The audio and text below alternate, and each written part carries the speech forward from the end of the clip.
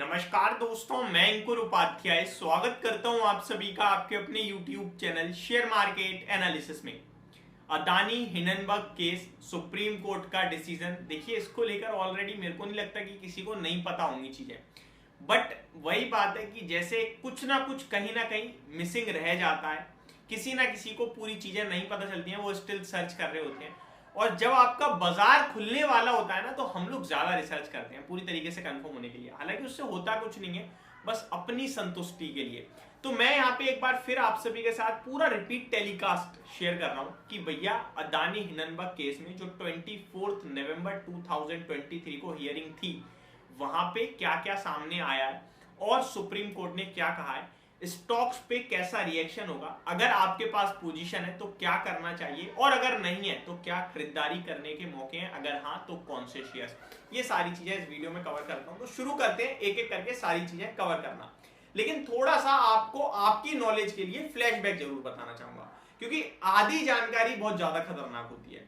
आपसे कोई third person पूछ ले, भाई अदानी जो हिंडनबर्ग केस है उसमें फैसला तो तुझे पता है, लेकिन ये मैटर क्या था तो तुम बता ही नहीं पाओगे, इसलिए शुरू से शुरू करते हैं। तो ये मैटर है हिंडनबर्ग, जो यूएस की एक शॉर्ट सेलर फर्म है। उन्होंने अदानी ग्रुप पे कुछ बड़े एलिगेशंस लगाए, लगभग 66 या 80 पेज की एक रिपोर्ट निकाली। 5 बड़े एलिगेशंस थे उसमें, एक मैन्युपुलेशन का था जिसमें, और वैल्यूएशन को लेकर चिंताएं जताई थी, अपने ही शेयर्स में पैसा लगा के, मतलब फ्रॉड टाइप का एक शो करा था। कहा था 70 से 80% ये शेयर क्रैश होने चाहिए। ये बात है जनवरी 2023-24 के करीब की, यानी 2023 में 24 जनवरी के करीब की जब रिपोर्ट आई, उस दिन शेयर्स टूटे। वहां से गिरावट जो शुरू हुई, फरवरी में लगभग अदानी ग्रुप के मैक्सिमम शेयर्स 70% टूट गए थे, यानी कि यूएस शॉर्ट सेलर की बात सच हो गई। लेकिन अदानी ग्रुप ने रिप्लाई दिया और कहा कि ये फ्रॉड, ये एलिगेशन है मेरे ऊपर, ये मेरे नाम को खराब करने की बात हो रही है। और फिर बना एक केस जिसको लेकर सुनवाई थी, जहां पे सेबी ने सुप्रीम कोर्ट से 6 महीने का समय मांगा और सुप्रीम कोर्ट ने समय दिया 14 अगस्त तक का।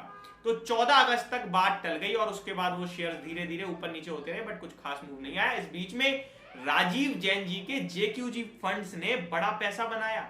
जब अदानी ग्रुप के शेयर्स टूट रहे थे, सब बेच रहे थे, वो खरीद रहे थे, और उन्होंने खरीद के अपनी वेल्थ को 8,000 करोड़ से भी ज्यादा का बना लिया। बट ये सारी चीजें छोड़ते हैं। 14 अगस्त सामने आया, हियरिंग की डेट आई, जहां पे सेबी ने कहा भैया मालिक हमें थोड़े दिन और दे दो। तो सुप्रीम कोर्ट ने एडिशनल 15 दिन का समय दिया सेबी को जांच करने के लिए कि जितने एलिगेशंस लगाए हैं वो सच हैं या नहीं है, बता दीजिए हमें, क्योंकि सेबी भारत का रेगुलेटर है, उसको सब कुछ पता चलता है जो भी ट्रांजैक्शन होती है।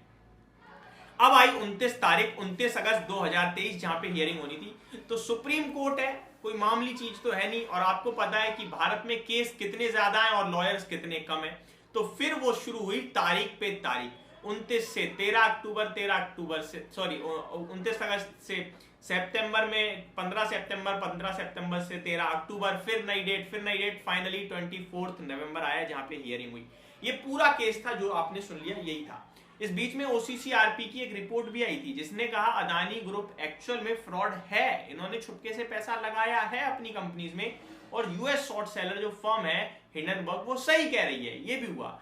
अब जब 24 नवंबर यानी फ्राइडे को जब सुप्रीम कोर्ट में सुनवाई हुई, तो क्या क्या हुआ। सबसे पहले सेबी के ऊपर भी कुछ लालचन लगे थे कि भैया इतना समय क्यों ले रहा है सेबी, क्यों नहीं टाइम पे सबमिट कर पा रहा रिपोर्ट। तो सेबी ने कहा कि मालिक 24 टोटल जो पूरे सवाल है ना, जो पूरी बात है वो 24 चीजों की है, उसमें से 22 में हमने इन्वेस्टिगेशन कंप्लीट कर ली है, आपको एफिडेविट दे चुका हूं मैं 44 पन्नों का। अब ये जो दो केस है ना, वो हमारे हाथ में है ही नहीं, वो अमेरिका के रेगुलेटर्स के हाथ में है। अब हम लोग अपने हिसाब से काम कर ही नहीं सकते, वो तो उनके ऊपर डिपेंड है, तो हम कैसे ही करें। और ये मीडिया की रिपोर्ट को जो आपके सामने पेश करी जा रही है, तो सुप्रीम कोर्ट ने कहा कि हम मीडिया की रिपोर्ट को कुछ सच नहीं मानेंगे, आपने टाइम पे काम करा है, उसके लिए थम्स अप है, कोई इशू नहीं है। साथ ही साथ जो अदानी ग्रुप के जो विरोध में अदानी ग्रुप के जो हिंडनबर्ग की तरफ से हैं, उन लोगों ने यह भी आरोप लगाए कि सुप्रीम कोर्ट के जो 6 पैनल के मेंबर्स थे ना, पैनल के 6 मेंबर्स, उसमें से कुछ लोग अदानी ग्रुप के साथ मिले हुए हैं, ये भी आरोप लगे। उन सबको सुप्रीम कोर्ट ने ठुकरा दिया, ये कह के कि कल को कोई थर्ड पार्टी मीडिया कोई रिपोर्ट निकाल देगी, उसे हम एज अ प्रूफ या फिर एज अ एविडेंस या फिर एक उसको ठोस चीज मान के उस पर कार्रवाई नहीं करेंगे हम, वो हमारे लिए वैलिडिटी नहीं है, वो करने दो उन्हें जो कर रहे हैं, हमारे लिए मैटर ही नहीं करता। तो कहने वाली बात है कि ये जो रिपोर्ट्स जितनी खिलाफ थी अदानी ग्रुप को, इसको सुप्रीम कोर्ट ने टोटली खारिज किया है। साथ ही साथ सुप्रीम कोर्ट ने कहा कि हम अपना डिसीजन रिजर्व रख रहे हैं। अब जो तारीख पड़ेगी ना, मुझे लगता है वहां पे सुप्रीम कोर्ट का फैसला भी आएगा और फैसला आएगा अदानी ग्रुप के फेवर में जहां तक है। अब आ जाता हूं मुद्दे पे कि भैया क्या करें, ये सारी चीज जानकारी आ गई आपको समझ, क्या करें में आता है सबसे पहला सवाल कि डिसीजन फेवर में आएगा तो शेयर भागेंगे या डिसीजन फेवर में नहीं आएगा तो गिरेंगे। तो देखो भैया, गिरने का तो सवाल पैदा ही नहीं होता। क्यों नहीं होता? डिसीजन फेवर में नहीं आया और शेयर्स टूट गए तो वो बाउंस बैक करेंगे, टूटेंगे, ऐसा नहीं टूटेंगे, एक दो दिन टूटेंगे नेगेटिव खबर के चलते, लेकिन वो बाउंस बैक करेंगे, क्योंकि यूएस शॉर्ट सेलर जितना गिराना चाहती थी उतना तो गिर गए। उसके बाद यूएस शॉर्ट सेलर अगर ठीक भी बढ़ रही है तो और थोड़ी गिरेंगे, उतना ही तो गिरेंगे। वहीं अगर यूएस शॉर्ट सेलर गलत पड़ती है तो फिर शेयर जो टूटे वो भागने चाहिए। तो अब इतना आसान नहीं है कि इस खबर के चलते ही, डिसीजन के चलते ही शेयर मूव दे दें, समय लेंगे, पेशेंस टेस्ट कर सकते हैं आपका।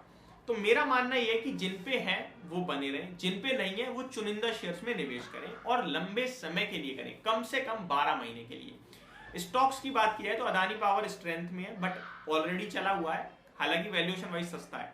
अदानी एंटरप्राइज अच्छा लगता है, पोर्ट्स क्वालिटी कंपनी है बट पोर्ट्स भी चली हुई है। वहीं एसीसी की बात की जाए और अंबुजा सीमेंट की बात की जाए तो दोनों ही सीमेंट कंपनियां सस्ती लग रही है, रिसेंटली अदानी ग्रुप ने एक्वायर करी है। वहीं अगर बात की जाए इनकी एनर्जी, ग्रीन और ट्रांसमिशन वाली कंपनियों के या टोटल गैस, तो टोटल गैस वगैरह की बात नहीं करूंगा बट ग्रीन एनर्जी में फोकस जरूर करना चाहिए, अच्छी कंपनियां हैं। होप आपको सारी डिटेल समझ में आई होगी। Thank you so much for watching this video, have a great day guys.